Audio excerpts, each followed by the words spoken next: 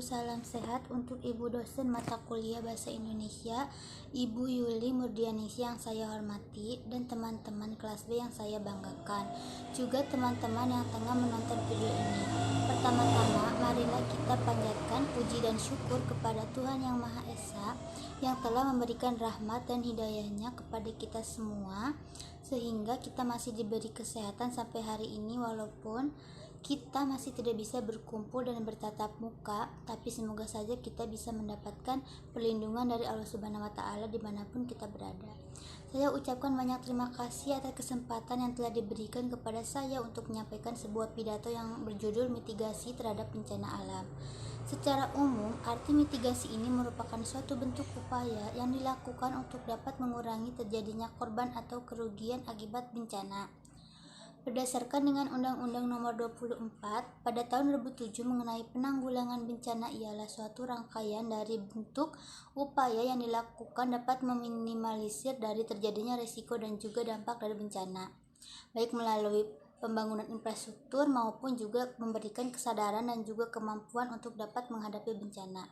Dengan demikian, maka mitigasi ini dilaksanakan untuk dapat menghadapi terjadinya segala bentuk bencana, baik itu akibat bencana alam atau juga bencana yang diakibatkan oleh ulah manusia itu sendiri. Sehingga tujuan utama mitigasi itu untuk mengurangi atau juga bahkan untuk menghilangkan dampak dan resiko bencana. Tujuan dari mitigasi adalah pertama, meminimalisir atau mengurangi dari dampak bencana. Contohnya seperti kematian, kerusakan sumber daya alam, kerugian ekonomi, dan juga kerugian lainnya. Kedua, sebagai pedoman untuk pemerintah supaya membuat perencanaan pembangunan yang lebih lagi pada suatu daerah. Ketiga, peningkatan kesadaran dan juga pengetahuan terhadap masyarakat. Kegiatan yang dilakukan di dalam tahapan mitigasi diantaranya yaitu 1.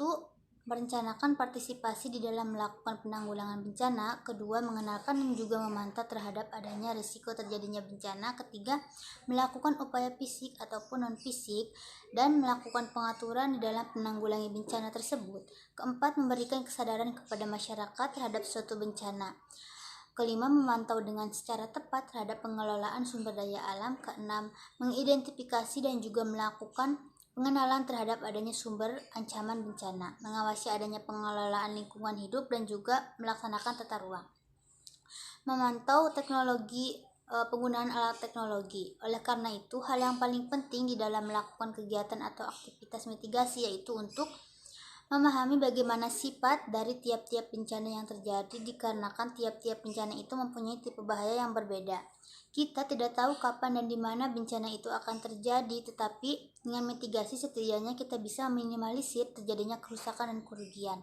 Sekian pidato dari saya, mohon maaf apabila ada kata yang tidak dimengerti. Terima kasih atas perhatiannya, semoga kita selalu diberi keberkatan. Wassalamualaikum warahmatullahi wabarakatuh.